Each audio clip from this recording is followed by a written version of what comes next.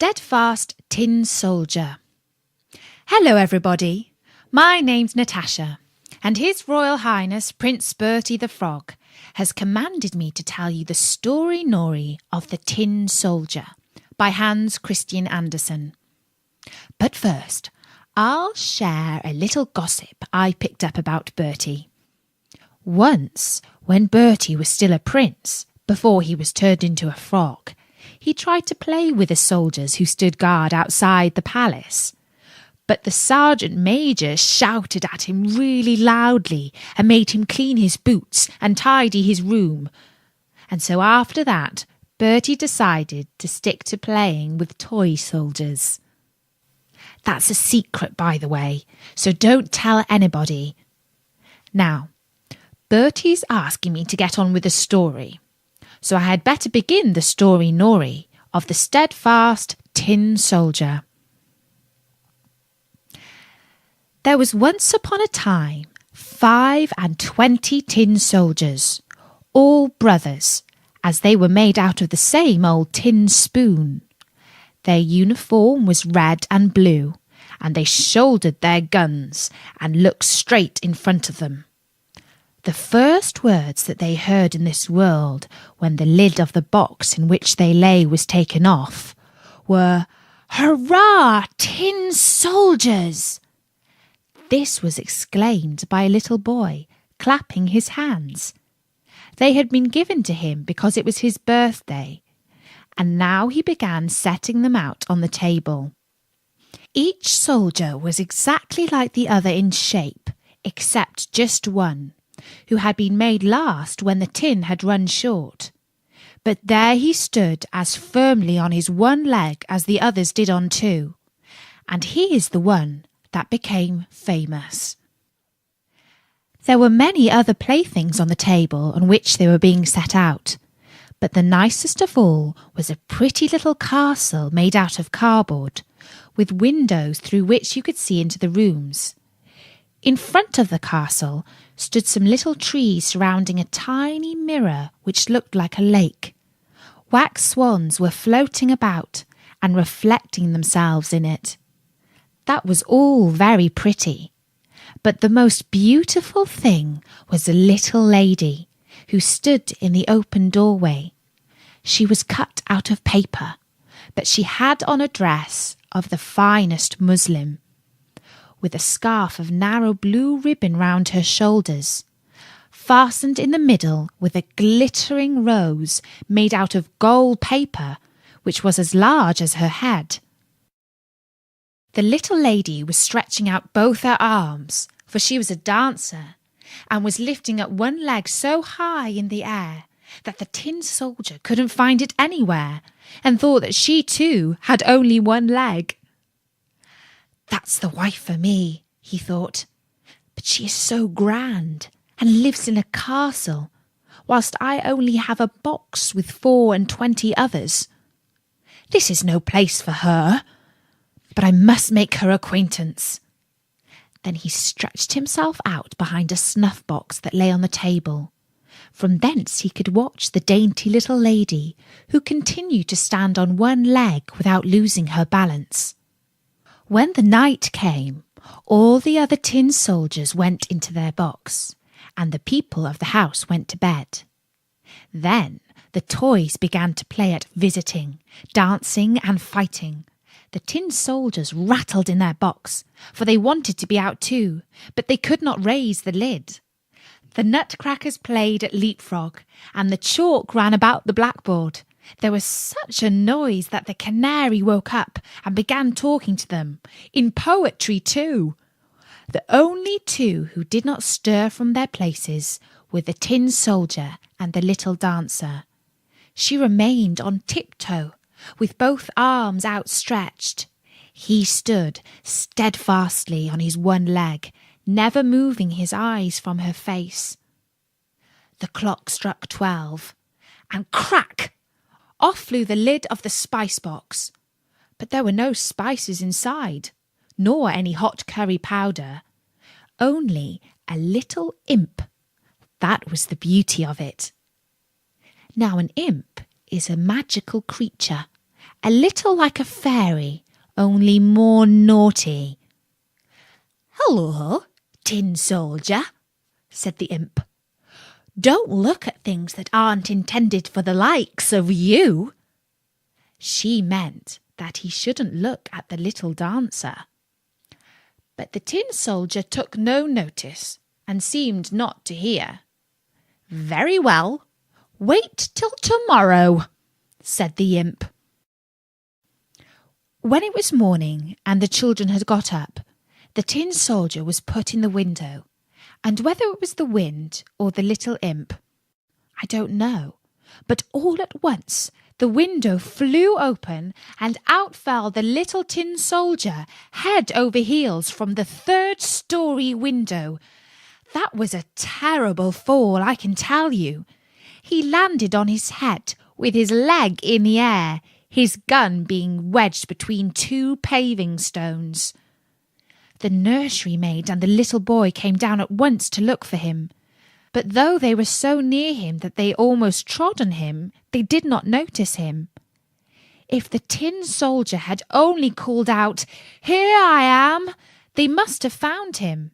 But he did not think it fitting for him to cry out, because he had on his uniform. Soon it began to drizzle, and the drops came faster, and there was a regular downpour. When it was over, 2 little street boys came along. "Just look," cried one. "Here is a tin soldier. He shall sail up and down in a boat." So they made a little boat out of newspaper, put the tin soldier in it, and made him sail up and down the gutter. Both the boys ran along beside him, clapping their hands. What great waves there were in the gutter, and what a swift current! The paper boat tossed up and down, and in the middle of the stream it went so quick that the tin soldier trembled. But he remained steadfast, showed no emotion, looked straight in front of him, shouldering his gun.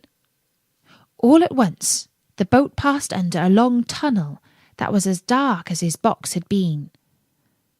"Where can I be coming now?" he wondered. "Oh dear, this is the imp's fault. If only the little lady was sitting beside me in the boat, it might be twice as dark for all I should care."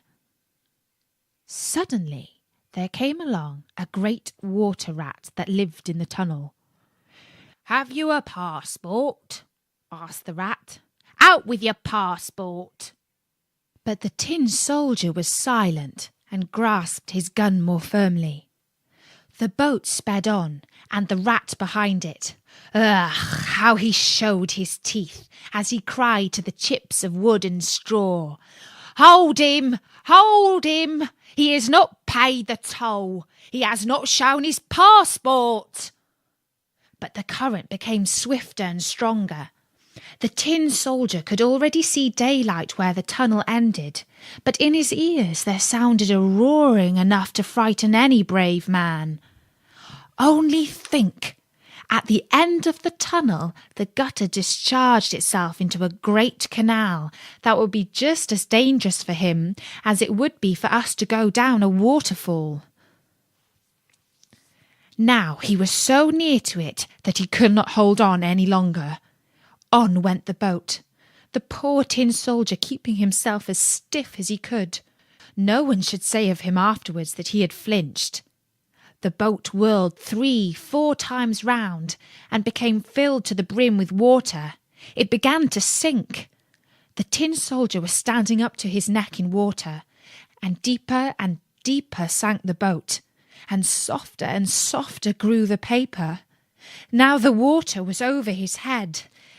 He was thinking of the pretty little dancer whose face he should never see again, and there sounded in his ears over and over again, "Forward, forward, soldier bold, death's before thee, grim and cold." The paper came in two, and the soldier fell. But at that moment he was swallowed by a great fish. Oh, how dark it was inside, even darker than in the tunnel. and it was really very close quarters. But there the steadfast little tin soldier lay full length, shouldering his gun. Up and down swam the fish. Then he made the most dreadful contortions and became suddenly quite still. Then it was as if a flash of lightning had passed through him.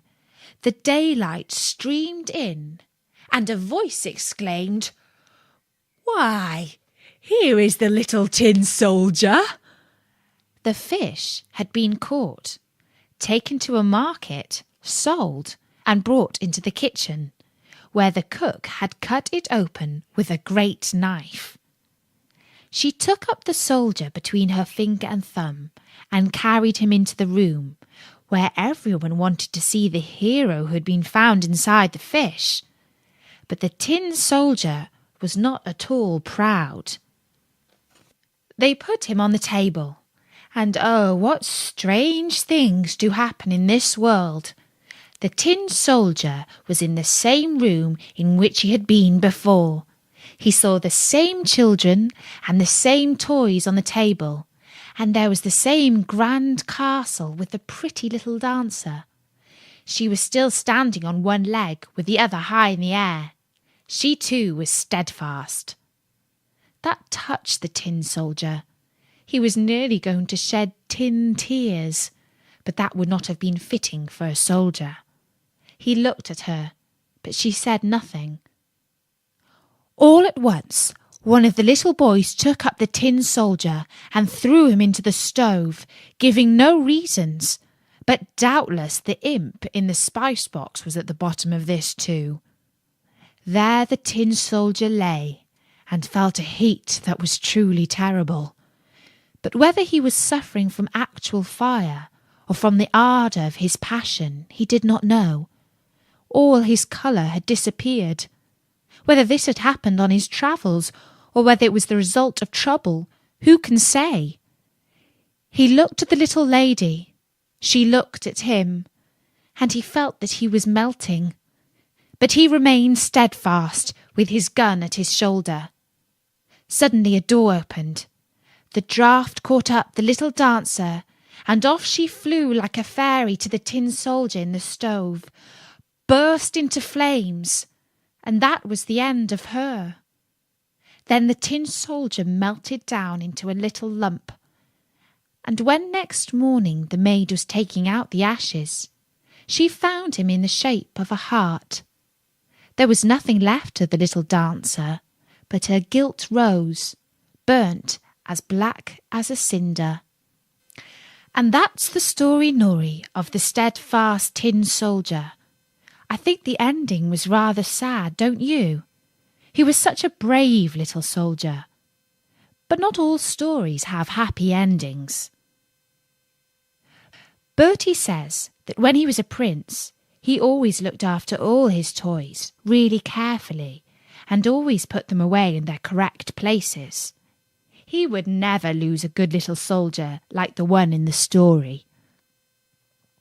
Anyway, I'll be back with another Story Nori soon. In the meantime, you can find loads more stories and poems on storynori.com.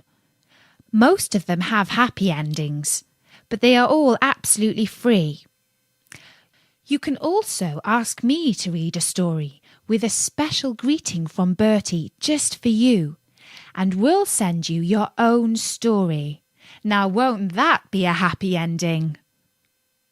So tell all your friends to visit storynori.com.